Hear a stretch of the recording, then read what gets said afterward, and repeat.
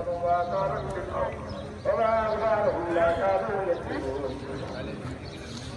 فلما جاءتهم بالبينات فرحوا بما عندهم من الإيمان مما كانوا به يستهزئون فلما لو بقنا قالوا آمنا بالله وحده وكفرنا بما كنا به مشركين فلم يكن لهم إيمانهم لما رأوا بأسنا سنة الله التي قد خلت في عباده فخسر أولئك الكافرون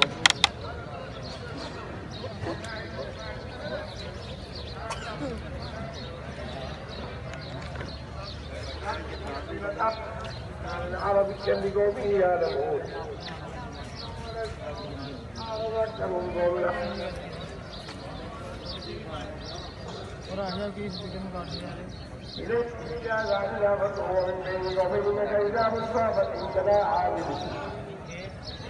هذا بشر مثلكم يوحى إلي أنما إلهكم إله واحد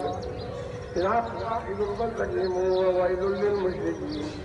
ادخلوا يستجب لكم إن الذين يستكبرون عن عبادتي ويدخلون جهنم داخلين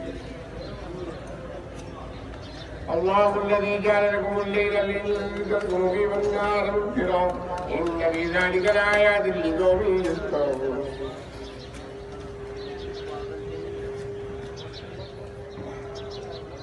الله الذي جعل لكم الليل لتسكنوا فيه والنهار مبصرا إن الله لكم فضل على الناس ولكن أكثر الناس لا يشكرون ذلكم الله ربكم لا إله إلا هو فأنى تؤفكون كذلك يؤفك الذين كانوا بآيات الله يجحدون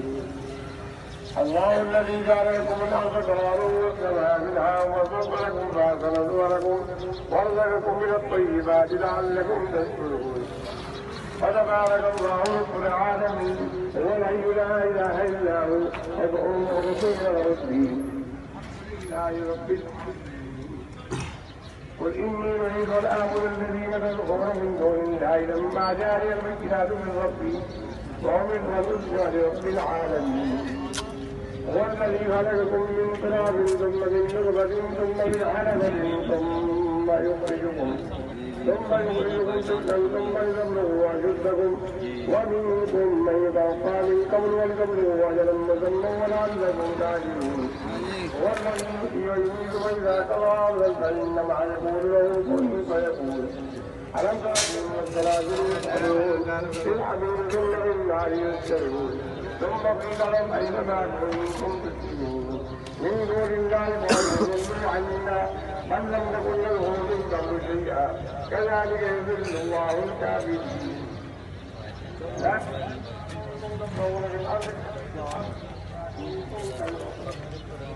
والله جعل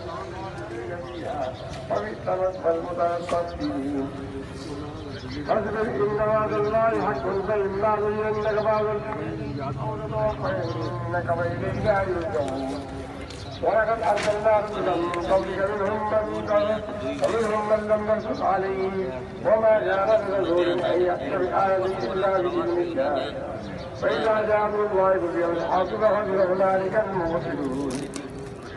الله الذي جعل لكم الأنعام لتركبوا منها ومنها تأكلون ولكم فيها منافع ولكم وفيها حاجة في الصدور وعليها وعلى الفلك تؤمنون ويريد الآيات